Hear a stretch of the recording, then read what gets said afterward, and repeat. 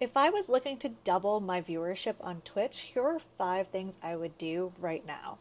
So I went from averaging just 20 viewers, which was a lot at the time in December of 2024, to now averaging close to 60 viewers here in December 2025.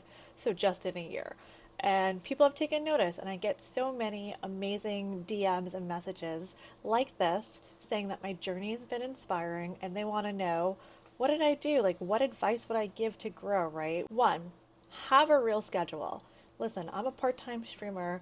I'm a lawyer. I own my own law firm. That always comes first. So, even for me, it's hard to find an actual stream schedule that I could follow, but have at least one day. Everyone knows for me in my stream, Sunday evenings are Banana Sunday. I'm in a banana costume and we're going to party.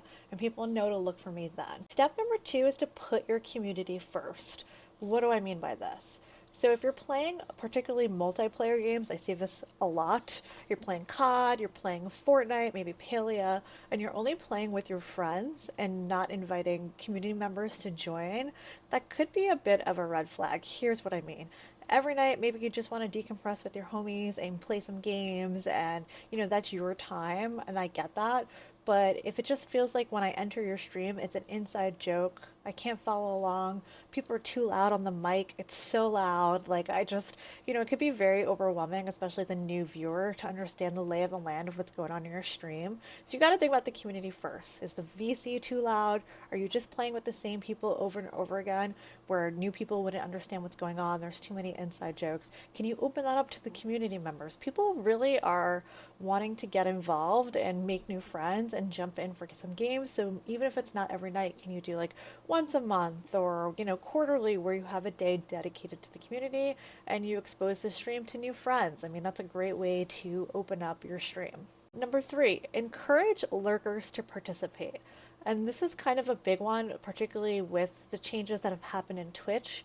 We don't know what's going on with the algorithm and if lurkers count or not. There's endless debates. And I do think you want people to come and say hi. Of course, you have to respect the lurkers.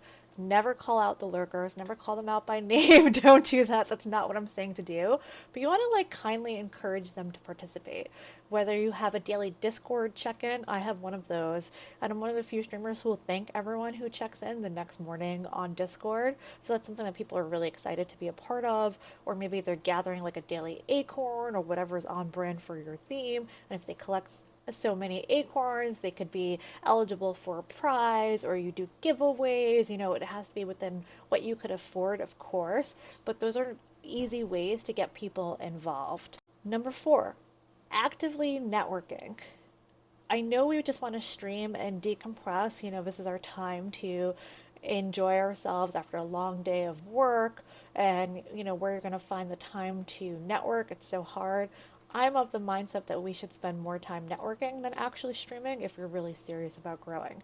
And that doesn't mean you just go into a stranger's stream and you're like, hey, I'm Grapple, I stream. Do not do that. Don't ever mention that you stream, right? That should not be the first, second, third, fourth, or fifth thing you do unless someone explicitly asks you. Just make genuine connections with people. I play Fortnite, I'm a female streamer, I'm going to look for other female Fortnite streamers and make connections that way. I'm an older streamer, maybe I'm looking for millennial streamers or Gen X streamers. There's so many ways to find commonality and build a genuine connection. And then people are going to see your profile and they're going to see, oh, you also stream. Maybe I'll come follow you and check you out. Of course, you should never network for that outcome, but it happens a lot. It happens more frequently than you think. Then my last tip, number 5, would be post everywhere. I really mean this. I noticed a big growth in my viewership when I started posting on TikTok and YouTube.